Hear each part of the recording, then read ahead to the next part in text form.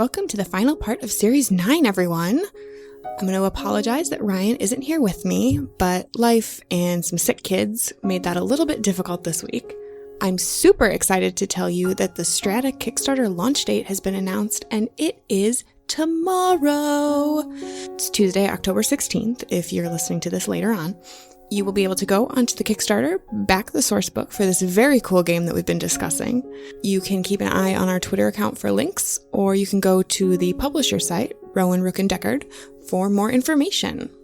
I also want to remind everybody that a Catacon is fast approaching, and Ryan and I will be there, along with tons of other awesome people, including Megan Dornbrock from the Modifier podcast, and now best-selling author James D'Amato, along with a number of other people that you've heard on this show. Tickets are still available if you want to join us in Dayton, Ohio, November 9th through the 11th, and I'll put a link to the ticket site and to the Catacon website in our show notes. Lastly, a quick reminder that you can join us in creating some characters on Twitter with our Tuesday and Friday character creation prompts. Or if you want to have some more in-depth discussion about the process, or you want to hear me freak out about the new edition of L5R that just came out this past week, you can join us over on our Discord server, discord.charactercreationcast.com. With all of that out of the way, please enjoy this episode.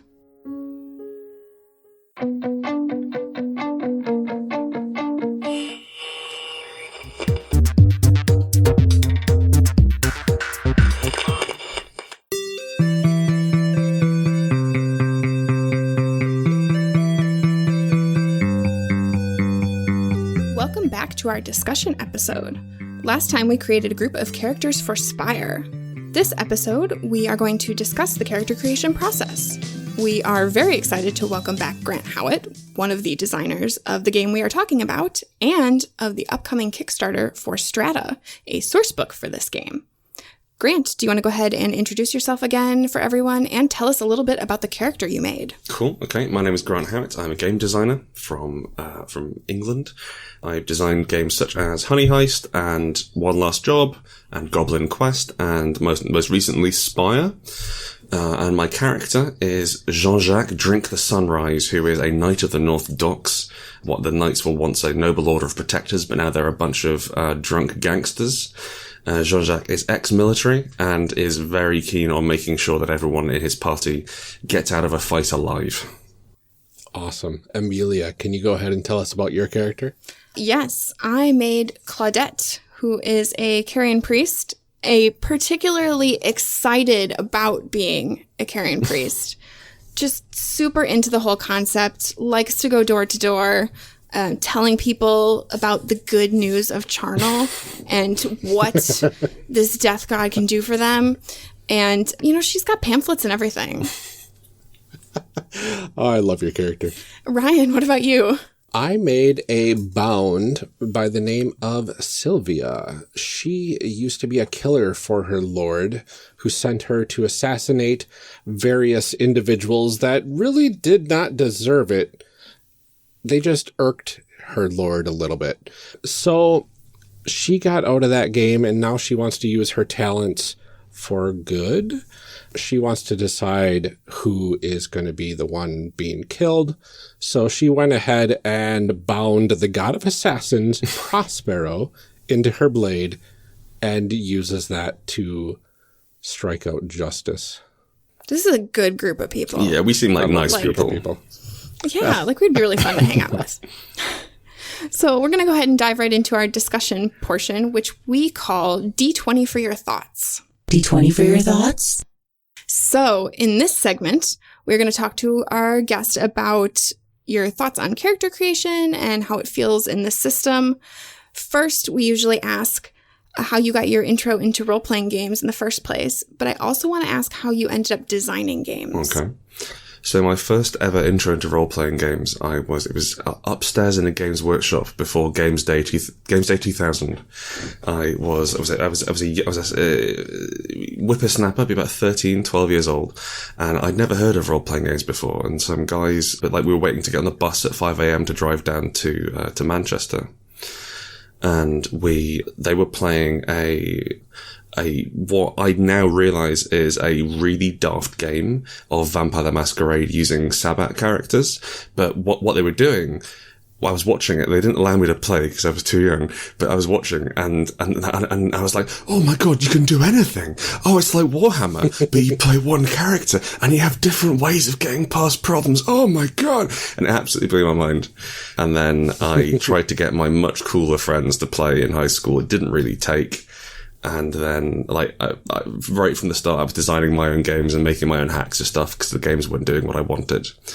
And then I got into writing game design. I suppose the biggest thing I did first, so Chris and I, my co-author on this project, we wrote a game called Zombie LARP in 2006, 2007, which was a LARP about fighting zombies. As you can imagine, it wasn't a very imaginative title, but we managed to get hold of this old converted sports hall, which was offices and classrooms in our university, and we ran overnight, with 45 zombies and teams of 6 players, most of whom died.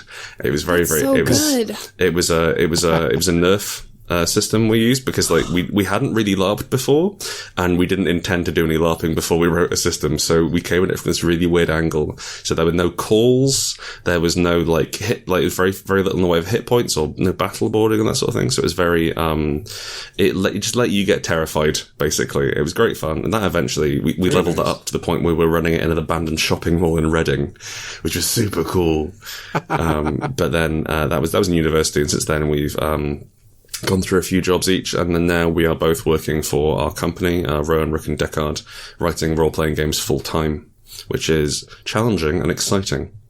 Can you go ahead and tell us about your personal process when you are sitting down to create a character in pretty much any role-playing system that you pick up? Well, I play basically one character, and actually Jean-Jacques is definitely a step away from that. So normally I play a charismatic frontman who is capable of extreme violence, and that's every character I have in every game. Just very, very nice, super smiley. Hi everyone, how's it going? And he's break an arm, and that's always fun. I admire Steven Seagal's fighting style for that, and nothing else about him. But his insistence on breaking everyone's arm is inspirational.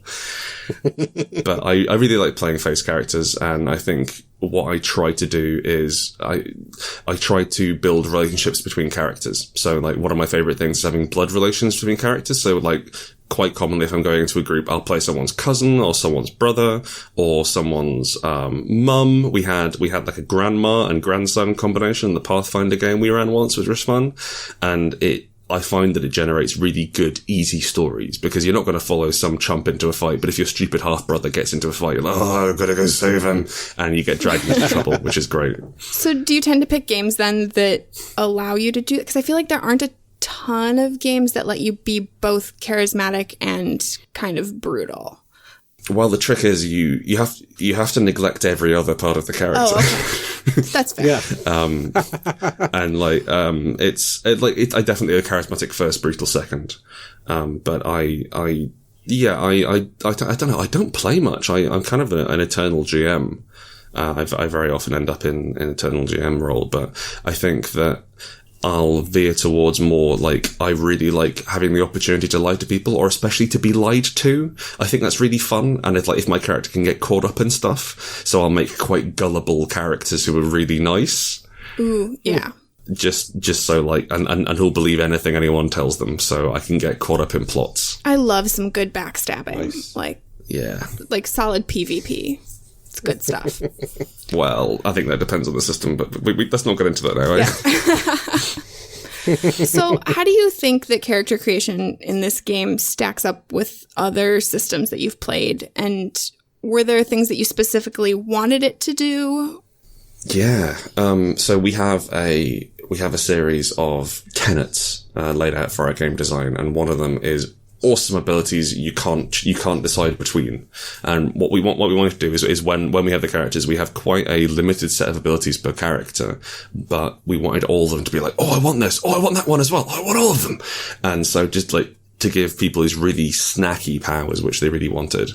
I think one of the ways in which it differs from other role-playing games is we're not big on stats, in that we don't have any, but I get quite bogged down by, working out what my armor class is, working out what my passive perception is, that sort of thing. I don't like working out derived stats. I find those quite boring. And like, there's certainly a place for them, but it's not the sort of thing which I want to write in my own game.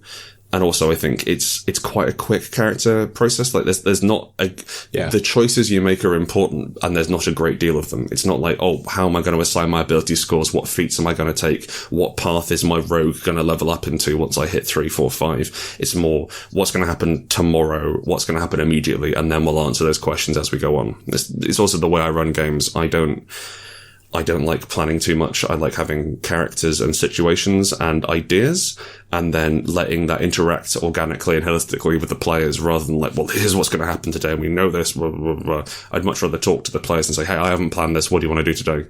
And then we spin off each other, and you get a much more exciting game than saying, no, we have to do the plot that I wrote down. I did a relationship map, which just doesn't work for me. No. And I think character creation in this game, I mean, for people that don't have the book in front of them, each of the classes is like 4 pages of information, and that includes 1 full page picture. So there's certainly like, I didn't feel like I was lacking in choices of things to do, but it's very compact. Like you don't have to spend a lot of time flipping back and forth, like looking through tables and all that kind of stuff. I think that also, like, the powers which we give you, the abilities we give you, we want it to be multi-use, multi-situational, and also to give and like to be quite impactful. So like a lot of them are once per session, frame the scene, once per session, basically surprise the GM. And I like being surprised to the GM. I like it when the players do something which I hadn't pictured. And like, we wrote the system to back that up. So it's very easy to come up with NPCs on the fly. It's very easy to come up with plots on the fly, rather than something like, so I used to run a weekly game of Dungeons and Dragons up until recently. It was Fantasy Los Angeles, and they were all high school students. It was basically like Nancy Drew, but one of them was a half-orc, that sort of thing. And like, I really struggled with that, because I'd have to try and use the rules, and I'd have to know how many hit points this orc had and where it was standing in relation to the range on its. It's late and I'm drunk. Come on. Close enough. Sure. Yeah, that sounds good. Sure, Just do it. That sounds cool. I really admire 13th Age for that, in what they did with. I adore 13th Age in the way that it assumes the GM isn't planning everything, and it also assumes that in terms of distance you have like engaged, close, nearby, and far away, and those are the 4 places you can be, and everything's relative, rather than doing it in feet, which I am too old for now. Yeah, no, I don't like to math. I really don't even like adding up dice. I don't like it. I think, like, basically, I wrote a game which was the diametric opposite of Shadowrun. There you go. That's probably in terms of mechanics. Yeah, I'm okay with that. I mean, Shadowrun's a good setting, but that's amazing. Yeah, no, that's so many dice. I wrote an article 4 years ago called 10 Things I Hate About Shadowrun, which was I got given the 5th edition rulebook as a birthday gift, because the guy who got it for me, he was like, Grant, you're going to hate this. Enjoy it. And so I got it, and like and that's the thing, like, I learned a lot from Shadowrun. I wouldn't play it, but it was really fascinating reading and getting absorbed in the setting, and there's a lot to love there. But there's also rules for treading water, and it's like, I don't need rules for treading water in a game. That's too much. You've gone too far. Yeah, I really liked how the character creation in this system is very story-centric. Yeah, very much so. Yeah, I love that every single choice is something that builds upon either your character story or the world story, which is really, really I think there's a balance to be had with that as well. And like, you could end up during character creation, like, focusing too much on the past and focusing too much on trying to build the world. Much so, like, when we wrote Unbound, which is the big game we released before Spire, all of the character, they were called traits, which was kind of your special power you laid on top of your class and your role.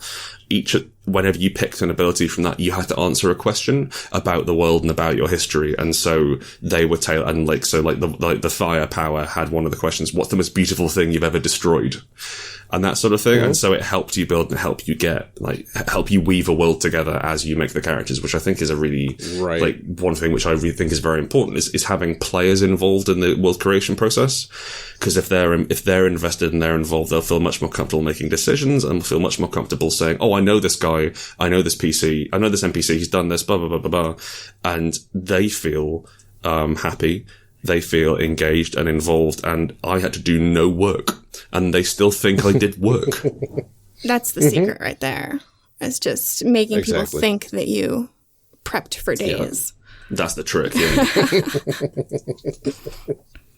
So how does the process of character creation then set a player's expectations for playing the system? And how do they add or detract from immersion? So primarily, when we were writing Spire, initially character classes were called backgrounds, and it was where you were from, what you did before you joined the ministry. And we've made them a bit more, bit more front and center now, and have the ministry as more of a backdrop thing, which you can choose to go into. We have an extra advance, which have a variety of spells and abilities around shadows and secrecy and misdirection.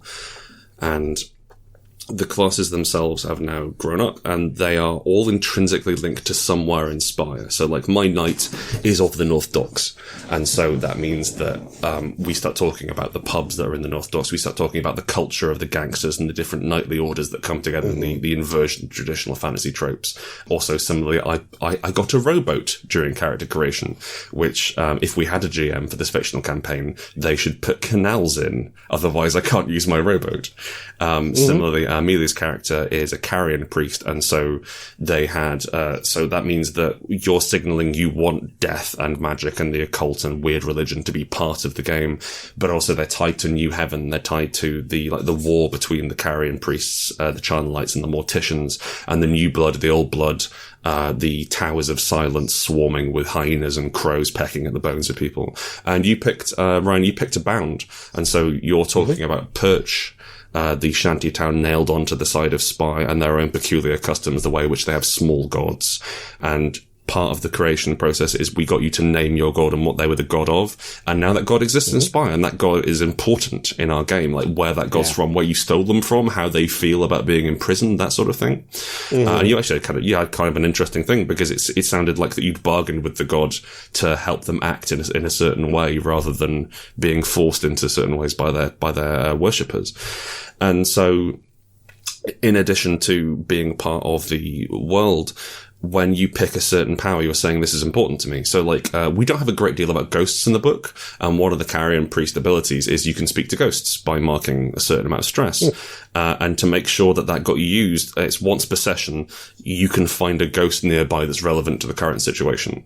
And that just gives you the ability to say, hey, I want ghosts to be in the game.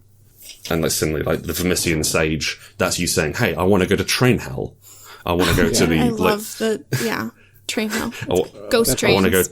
I want to go to the nightmare mass transit network, which penetrated the vile heart of Spire, and everything went wrong, and they had to shut it down, and no one goes in there anymore. I want that to be a big part of the game. Have you had bad experiences with public transit? I feel like this came from somewhere. I used to live in New York. Oh, okay. Carry on. Okay, there you go. That's awesome. Well, it leads me to another question. If characters were to perish, which this seems like a fairly brutal system at times, so I would imagine that character death could be pretty plausible, and you bring in a different character type, it sounds like you pick a different class, you're filling in other holes of the ongoing campaign. I should note as well, like, it's a brutal system, but not a necessarily deadly one. It's actually quite hard to die. Like, interesting. But you'll go through hell getting there. And if you die, you're paradoxically quite lucky, because you've accrued enough stress to hit death on your results without triggering that earlier, so it resolves as something less powerful. But like much more commonly, you'll get knocked out, you'll break an arm, you'll lose a bunch of money, you'll have the secret police start knocking around and burn down your safe house, that sort of thing. So it's more like things get worse and worse and worse and worse. And then if you're lucky, you die. Death is a release. Yes. But yeah, certainly there is, like, you can plug roles, but it's very much... One of the things I really liked about 13th Age is when session 0 for us is that we make the characters, and then I'd start asking questions about the world and how the icons, like the big movers and shakers, related to the world and the characters. And then over that session 0, we'd build this place to explore together and have all these questions to answer. And I think, like, when we were going into Spire, we tried to do that. So a great deal of it relies on the GM to look at the characters and look at what they're interested in. In fact, in the GM section, we have a little box out, which is, if a player has chosen this particular character class, here's the sort of things they're signaling they're interested in, and try and weave these into your game. this is an awkward question to ask the designer of a game, but I'm going to ask it anyway because it's fun to ask hard questions. What do you think is a flaw of this character creation process? And are there any things that you would change? If anything, it's too evocative. Too perfect, some might say. No. I think because we wanted the classes to tell the story of Spire and to show what Spire is currently like, primarily as a means of cluing players into the world without them having to read all the settings. So, like, for example, Ryan, you've not read the book, but I feel you've got kind of a handle on what our campaign's going to be about. And I feel like you'd feel okay coming up with details or knowing where to go or guessing where to go. We wanted to communicate that through the classes rather than have people sit down and do reading comprehension. The issue with that is if you end up with a masked who is a quiet social character focused around infiltrating high society and a carrion priest who is a lunatic death cultist with a hyena lashed to their wrist, it can be quite difficult to smudge them into the same party. And like you can end up having to leave the carrion priest has to sit out or the mask has to sit out and that sort of thing. So like if everyone plays just what they want, it can be difficult to have the game still tick over. Whereas in something like Pathfinder or Dungeons and Dragons, everyone's assumed to be at least passably good at doing a fight. So you can always have a fight. And I think that's certainly a perhaps not a flaw, but a limitation of the system. Yeah, I mean, I feel like that's also on people to like be better groups, man. Like, compromise a little bit, dude. Can I? Yeah, if I can just briefly rant about the power divide between GMs and players and the work you're expected to do. I get really cheesed off with this because players make whatever characters they want, and the GM might sometimes say, "Oh, you're not allowed from this source book because it isn't balanced, or I'm not ready for it in my campaign, or whatever." But it's understood that you can use everything from the core book and make whatever character you want, and then it's up to the GM to somehow smudge these characters together, and then they go off and do all this prep, and you just turn up and just say, "Oh, I don't know, I hit it with my axe," every week. I'm Amelia, and this is my hill to die on. Players need to show up. This is a big reason why we do our other podcasts, like episodes in between with our player advice, because I feel like it's sort of expected that like the GM does everything and the players just show up and then you eat your pizza and you have a great time. And no, put in some frickin' effort. Yeah. Okay. As far as Unbound goes, like the way which Advancement worked in Unbound, you had character, they were called fates, and it was things which were going to happen to your character. You picked one, the group picked the other, and the GM was almost banned from writing any plot. So when you turned up, you just say, "Hey, what are your fates?"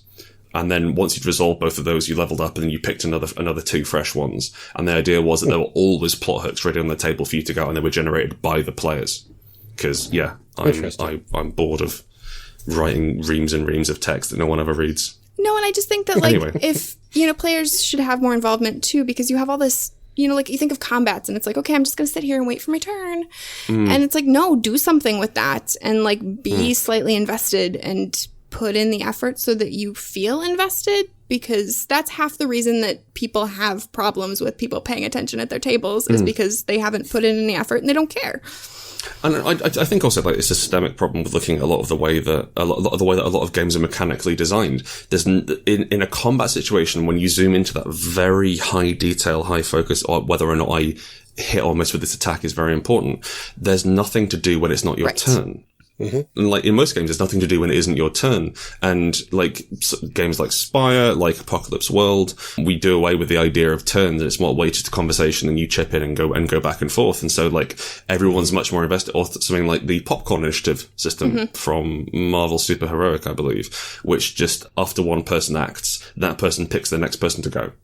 And that just means that no one knows when they're going and everyone's watching. And quite common, it'll be like, "Oh, actually, I want this NPC to fight because A, I have a tactic which involves them running towards me first, or B, I want to see how the fight goes on. I want to see how this works out." Absolutely. So that's quite neat. But there should be, as designers, I think we should look at things to do, ways people can mechanically interact with the game when it's not their turn. Absolutely. And just, engagement, just pay attention and think about it between sessions, do other things. Yeah, that's my hill to die on too. That's fine. Okay. And I am not a GM or a game designer. I just have played with really crappy people. The next question that we have, kind of know the answer to, but since this game is kind of more geared towards story, this one might not make too much sense, but how balanced are the different character types? That's fair. We have a broad array of things you can do, and a lot of the game is talking to people. A lot of the game is making deals, brokering, brokering promises and that sort of thing, which is a much more fluid interaction, and like balance in that way doesn't quite work in the same way it does in combat. We've done our best to balance them. It's hard to predict every situation that will arise in a game. We haven't heard any complaints of things being balanced, of things being unbalanced. I have heard that the Carrion Priest's prey hook is OP. That was the first and only comment on our announcement for the Strata Kickstarter. It was like, prey hook is OP, please fix. Oh, thank you. No, I don't want to. No, that's fine.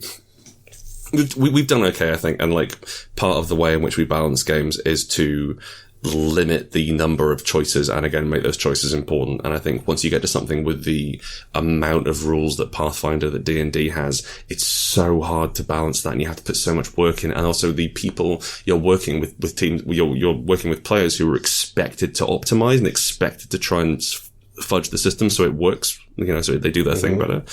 And I think that the way in which we do, like, we've got binary on-off skills, and we've got a fairly, like, it's very easy to hit the cap on how many dice you can roll if you're doing your thing. We'd much rather just let players do their thing. And like, when it's your time to shine, you shine brilliantly. And when it's not your time to shine, you can support and you can help other people out. But we were much more focused on, rather than having everyone's balanced and everyone can sort of chip in, it's more you get a scene and then you get a scene and then you get a scene, and we weave those together. I like that kind of as you move forward to it, feels like you don't necessarily always get better at things, but you definitely get cooler at them. Yes, that's a fair design goal, which you get cooler. You get better, you certainly, you broaden your abilities. Yes. And you have more tricks up your sleeve, and you can bend reality over your knee in more and more interesting ways. Yeah. I think that because there aren't, you're not adding modifiers or points to things, so it doesn't always feel like you are like getting, like the numbers aren't going up, but the new, advances and things that you can pick are just like really cool. We want to give people new toys to play with. One of our not design tenets for the game, but one of our tenets for our business, Rowan, Rook and Deckard. We've got 6 tenets. I forget what most of them are. Oh no, they're written on my wall up here. One of our values is no dead levels. And one of the things which always bothered me in 3.5 is you just have some dead levels where you get to add couples, you get to add 1 to your saves, and then nothing else, and just wait until your next level when your sneak attack goes up. And it's like, come on. Oh, I got a level. The paladin can summon a horse now. And we just we wanted every choice to be meaningful, everything to excite the players, We didn't want any sort of boring admin phase. Oh yeah, or you level up and you take a skill that has nothing to do with anything that you've been doing. Like all of a sudden I know sailing, and it's like you haven't even seen the ocean. Like, why do you have this skill? That frustrates me. Yeah. Although, opinions. Find a boat. Right. Well, maybe that's what that means. You've downloaded the skill from the Matrix. Yes. Yeah. Hey, look, a boat. I think I might be able to pilot. I know how to tie knots. Show me.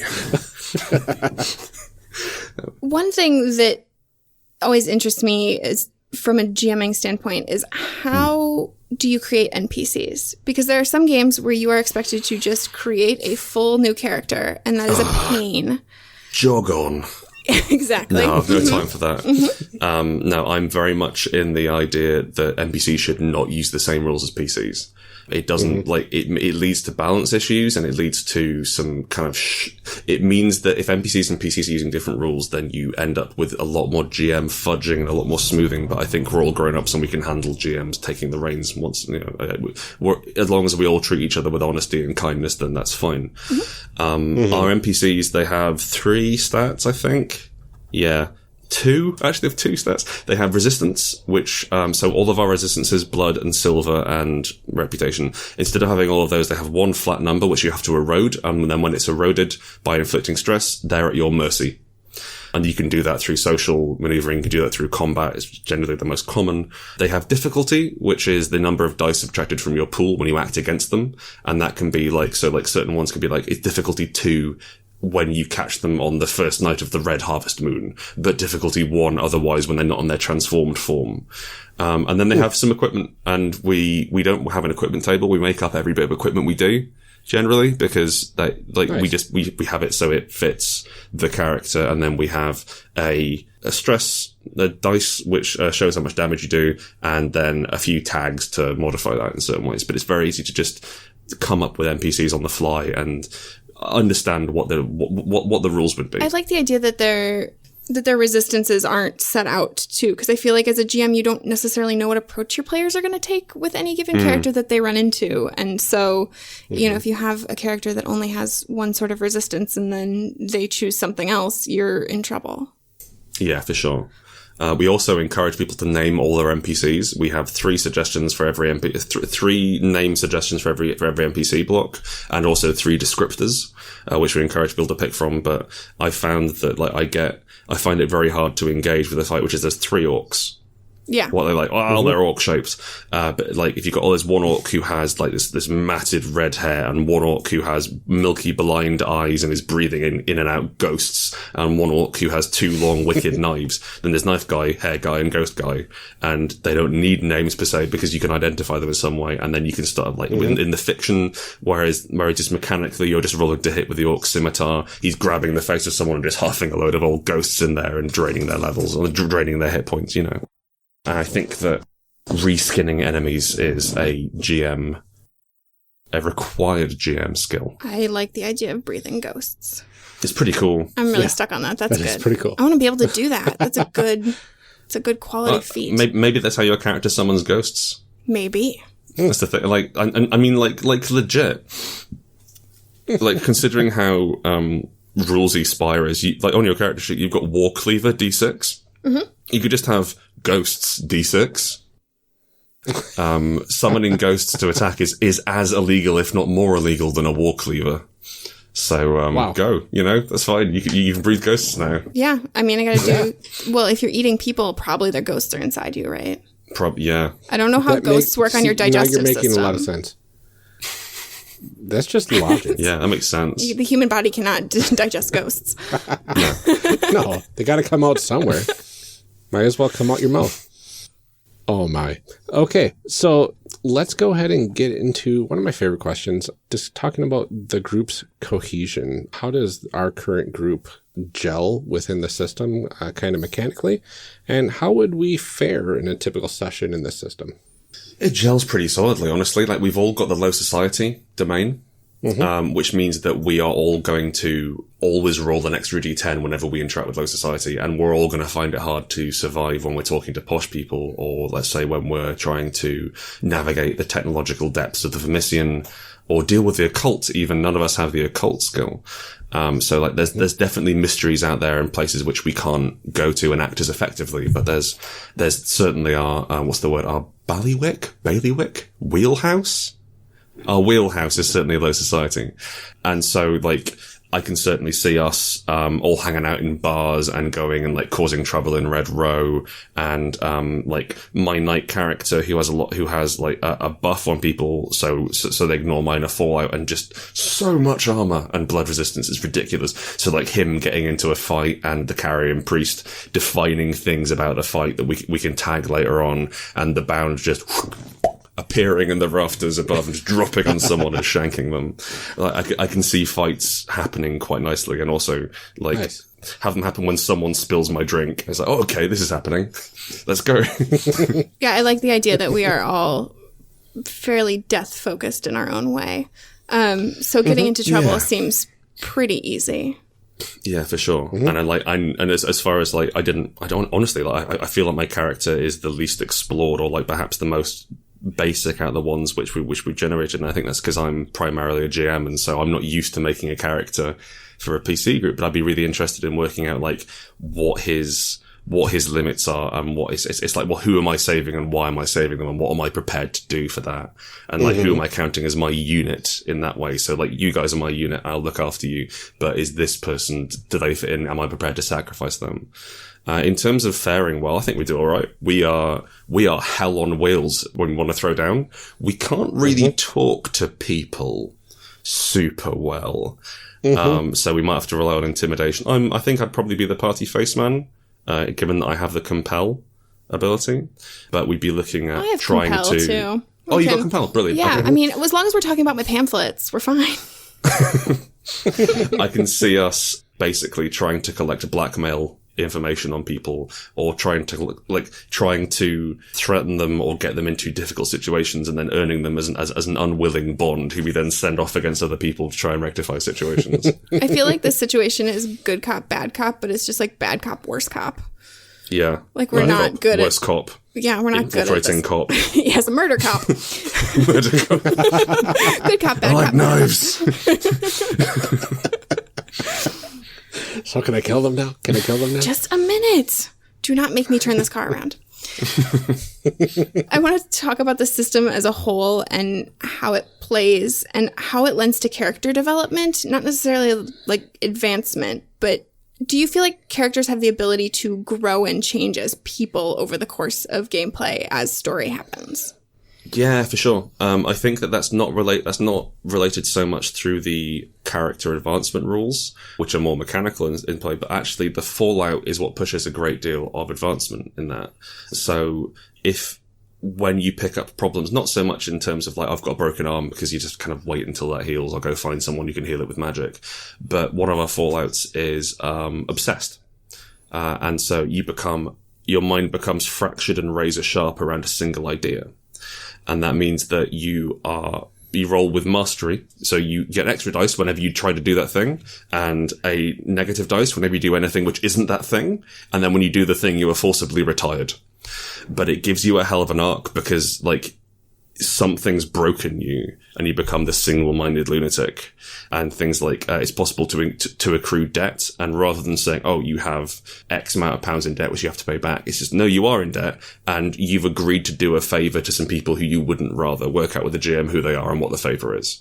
And so from that, like basically from acting and from messing up a little bit, you get fallout, and then that fallout pushes other story forward, and then you get more problems, blah, blah, blah, blah, and eventually you maybe get to die. And the fallouts are based on the resistances, right? So like they're different flavors based on, what kind of quote unquote damage you are taking. And I feel like they're super flavorful. Like there are things that I'm mean to my characters, and like I'm totally okay with bad things happening to them. And it's fun. There are some in there that I'm like, oh, this is really cool. I hope that happens. Yeah, for sure. We had like one of my favorite ones we had, and I don't want to talk too long about something which happened in my game, but because you weren't there and neither were the listeners. But the first character death we had in Spire, we don't have a dead fallout, we have dying.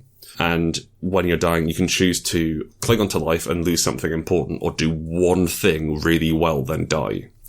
And it was, and this moon priestess had gotten gut shot and she decided to lunge off a balcony to save the night from a guy who was sneaking up behind her with a knife, completely botched the roll and just tumbled from the balcony and broke her neck. Like the camera wasn't even in focus on her.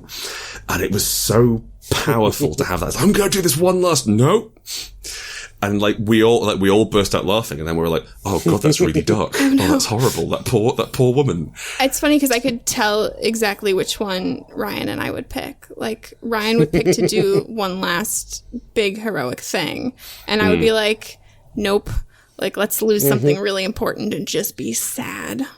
I think you'd be the first person. Everyone always picks to do one last heroic thing. Oh my God, no. Mm-mm. No, for sure. I mean, that's why we put it in there. Like, honestly, it's a more interesting story if you goof up. Oh yeah, because then like you're sad about it, and like great. Yeah. So like now there's this horrible consequence for like, and also you don't have to make a new character, right? Which is like saves everyone effort. I like making characters clearly. Yeah, well, clearly, yeah.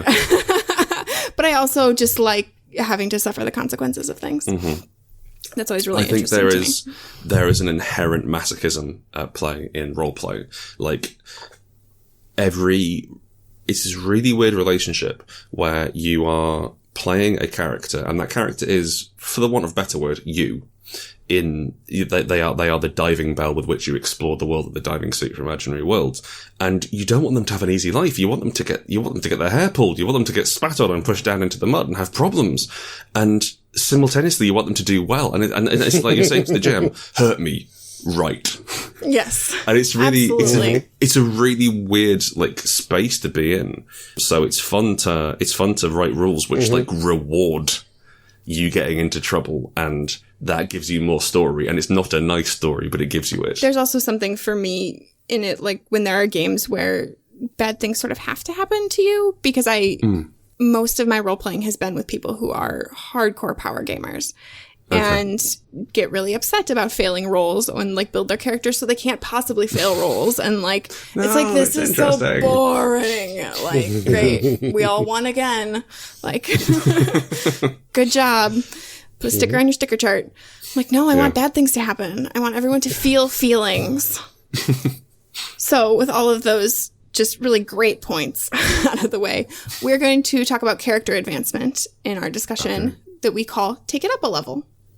Take it up a level. Take it up a level. All right, and in this segment, we will cover how character advancement or leveling up is covered in this system. So, Grant, how does a character level up in Spire, and what sort of perks are we looking at when that happens? So the way you level up in Spire, and we have a playtester by the name of Lisa Trott to thank for this. She came up with the idea, and it's inspired. It's saved us so much effort. It's brilliant, and we thanked her in the book. She's an absolute genius for this. But the way it works, when you change the city, you level up. And it's for good or ill. But if you make a minor change, you get a low advance. Medium, you get medium. And for huge, irrevocable, massive changes, you get a high advance. And that's how you level up. So, as I was saying in a previous episode, we want people to make the version of Spire their own. The players are going to forcibly change Spire. If you ran it entirely out the book, as canon is written, I don't do that. By the end of a successful campaign, it won't be that game. It will have changed. And so that's the core idea. And so like players generally aim for positive advances. Like players aim for positive change, but if you happen to burn down the orphanage on accident, you still get the advance. You still changed Spire. Yeah. Stuff has still happened. And so in a way, we're rewarding players for engaging with the fiction and manipulating it through their abilities, rather than say, like, for a while we had when the GM decides you get the thing, which is obviously, I think, is everyone's playtest stopgap. But I'm really happy that we managed to work this out, because it just lends a slightly different tone to games. It also means that once you make that big high advance, you get your character, you get that advance, which is your high advance, and they all tend to be not quite a capstone, but it's like the start of your character's last act. In the story. And so like the high level advances, you've got things like you can turn into a patch of moonlight, or you can buy a minute of time. You can you can rewind time by sacrificing a load of money. But like, I think my favorite one is I'm going to explain this joke before I tell it, so it won't be funny. But we have a private investigator extra advance. So Grey Manor investigators are noir PIs, and all of their abilities focus around like you gain information when you lose fights, and like just like a PI, like a noir PI, going out and getting beaten up and hitting the streets until people make a mistake. But the Trinity of Drow Goddesses is called Domnu, and their high level advance is called A Domnu Walked Into My Office. And when you take it, the high goddess of all Drow walks in and gives you one last jab. And like, so it's a, like, mechanically, it's a terrible high level advance to take, because it doesn't grant you any powers whatsoever. I don't seem to remember, but it's just like, hey, I want one last job and I want it to be from God. Yeah. Can I have that, please? Again, just communicating to the GM. But yeah, those are the high level advances. In terms of the advances in general, almost every character in Spire is a cleric, some sort of religious spellcaster. Both of your characters are religious spellcasters. The knight is the most mundane, and then as I mentioned in the previous episode, their high-level advances bring them into mystical abilities. But let's say, for example, the Firebrand, who we didn't really touch on, they're a revolutionary leader. Their low and medium advances are all pretty basic, like about getting out of trouble or using trouble to your advantage. And then all of the high-level advances, you have enough of a following that you become worshipped as a small god. And you can do things like this one's called the means of destruction. And so you can go around and bless work tools so they function like they do like the most damage possible if you use them against cops and that sort of thing. And so like we wanted to play with the idea of religion as power. Spire is heavily inspired by cyberpunk, and we like the word we use is fantasy punk, but I think magic punk is a better term, in that we wanted to like look at magic as power and how religion has taken this power and like cut it down and made it clean and made it safe. And so like we have occult magic and divine magic as different methods of casting spells, and occult magic is much riskier, but you might get it free, and divine magic has this set cost you pay every time you do the thing. And so we basically took the idea of cyberware and technology and hacking and intrusion and then just put a wizard hat on it and made it Spire. I feel like the more you talk about this, the more I'm like, oh, this makes so much more sense about why I really like this game. Like, I'm like, oh, yeah, that fits. Like, I love a good cyberpunk game. I'm like, yeah, all right. I think as well, like, one of the problems I have with prefix punk of any genre is that what it means is historically inaccurate. So steampunk is so rarely punk, and there's so many interesting stories to be told about injustice. And like, if you look at the Industrial Revolution, if you look at the Victorian era, like the ways in which people were using technology and using the power of steam to rise in power, and the way in which our government in the UK was taking over the world with our industry and our navy, and the power they had. It's this huge, fascinating discussions about inequality and colonialism, and what you end up with is someone with a waxed moustache with a galvanic arc rifle. I have an armored petticoat. All right, cool, yeah, great. Tea? No, I don't want any more tea. I really want the ability to play into my anarchist tendencies, for sure. And I feel like I don't ever get enough of that in those kinds of games. Like, it ends up being all about whatever the technology is of that setting, as opposed to whatever the technology is, the power struggle. And also, you play the people on top. You play the colonizers in steampunk. You don't play the abused. Yeah, it's true. And like, every time I see punk, it's just an excuse. And like, so like cyberpunk, it's about corporations being so big that you can't understand them, that they're alien. If you look at the original source work, if you look at Neuromancer, these corporations and this level of technology and money, these people have conquered death, and you have this small time hustler who's brought up into it and sort of briefly touched against that world, and it's fascinating. And then most cyberpunk games are just like, oh, I want to have a gun with 2 barrels that can shoot lasers. Oh, okay, but what about fighting the man? I don't know, I'm going to work for the man until he betrays me, and then work for a different man. Yeah. Yep. As someone who spent a decent amount of high school being punk, it bothers me. Then I had children, and then I'm uncool now.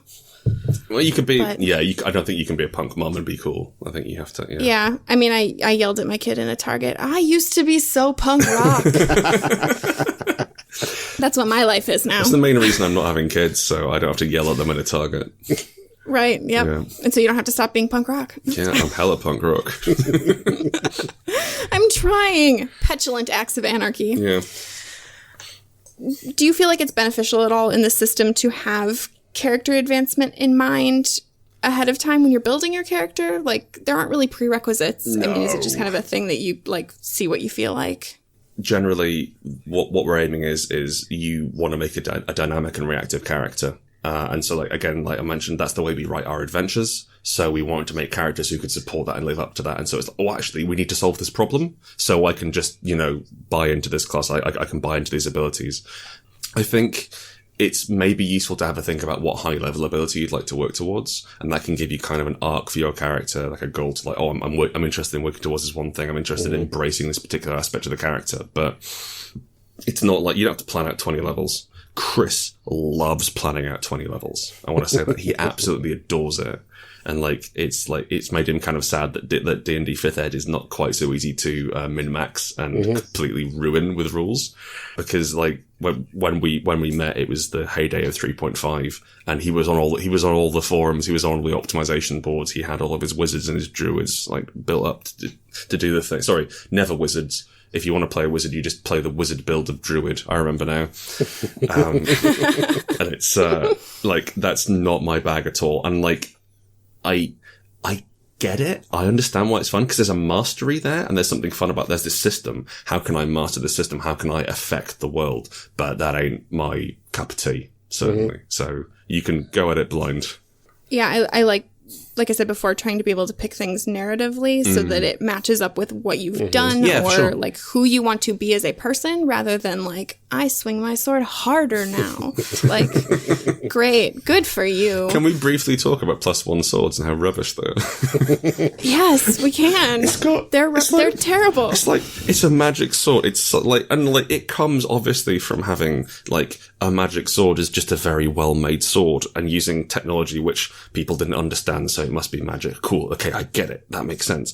But this is a +1 sword. Well, it's +1 swordness. Is it especially sharp? Is it accurate? Is it light? Is it dangerous? It's just more like swords than the other one. You know what? Sorry, I'm making it too interesting. It's not like there's a platonic ideal of sword. And it's the swordiest sword that ever sworded. Presumably, there is a pure ideal of sword, and all swords are merely shadows on the wall of the cave, cast by that sword, and a slightly clearer shadow is when you get +1, +2, +3. I thought it just gave you more swords. +1 sword, you have a second sword. A very low damaging sword. It's a very little sword, but it's more accurate. 2 swords. Whoa. +1 sword. My weakness. Is it your 1 sword is now 2 swords? Is this when my children break crayons and I'm look, now you have 2 crayons? Yeah, so +3 sword, you're hitting somebody with 4 swords at one time. Yeah. But they're just a quarter of the size of the first sword. No, it's all full size. No. You think that would quadruple the damage? You're only adding 3 damage. It's awkward. So you've got a sword, and then little keyring swords you've stuck on the bottom. Baby swords. Baby sword. Yeah, little hovering baby swords, like Ioun stones hovering around, and they zip in like mosquitoes. That's why it's magic, because it's got hovering baby swords. Yeah, hummingbird swords that hover around your great axe. So that's better than a +1 sword. Have that. There you go. Yeah. That one's free. Oh, a hummingbird that is a sword, so its just nose is real sharp. Yeah, for sure, and maybe big. Yeah. Everything we've come up with here is way better than take that years of design. Take that, Gary Gygax in the 70s.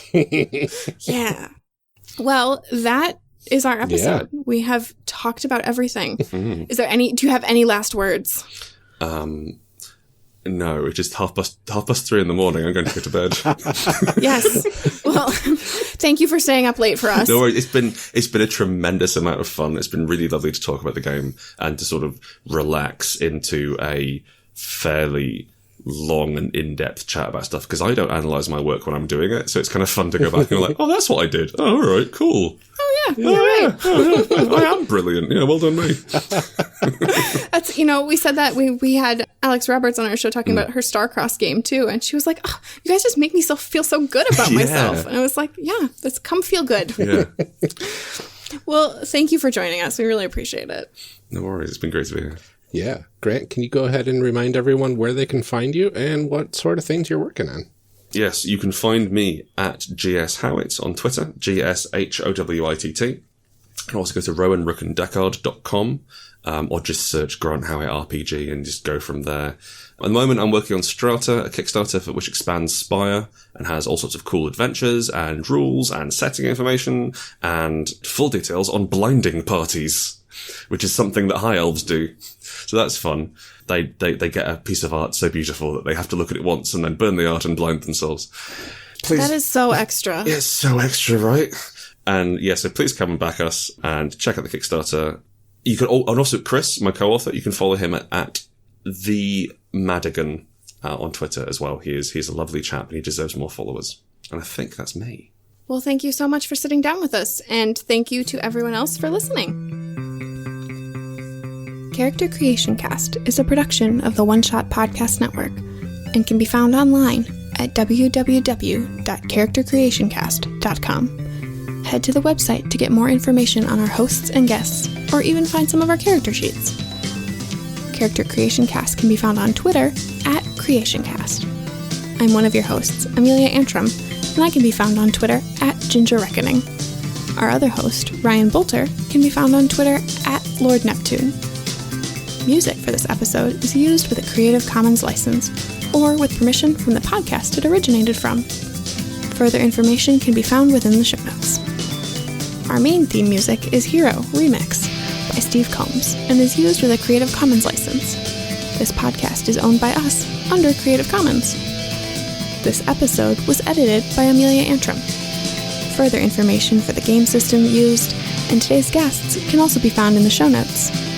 If you like the game systems discussed and wish to purchase them, links to the products can be found in the show notes. Also check our notes or the website for cool stuff to go with each character, like dice or mixtapes. Thanks for joining us. And remember, we find that the best part of any role-playing game is character creation. So go out there and create some amazing people. We'll see you next time. A Spire source. Horsebook. It's a horsebook. I'm bummed that he isn't here because I learned that he is 6'8". He's so big. And our last episode, we had someone who was 6'6" and continually referenced the fact that he was 6'6". So I was really hoping we could have somebody that was 6'8" just to outdo that and continually set a higher bar. But Chris never mentions it even. I know. Yeah. That's how I know, because I just never heard it. You can just hear it in his voice. He sounds tall. Yeah, that's fair. How many N's are there in pennants? I'm trying to describe my rowboat. Pennant, like a banner. Like 2, right? No, Pennant. 3. Okay, cool. Yeah, we're fine. I mean, don't ask me to spell things, but well, it's fine. As long as I can get it on the podcast. For when you upload the sheet and we all spelt it wrong, that's fine. Oh, yeah, that's fine. We'll spell check everything. We won't really spell check We'll everything. send it to our editors first. It's fine. Now we gotta read some show blurbs. Show blurbs. Show blurbs. Show blurbs. Show blurbs. Character Creation Cast is hosted by the One Shot Podcast Network. If you enjoyed our show, please visit oneshotpodcast.com, where you'll find other great shows, like Modifier. Modifier is an interview show hosted by Megan Dornbrock, all about why and how people change games. From the hobbyist to the professional, from house rules to publication, we all have in mind a better way to play. What's yours?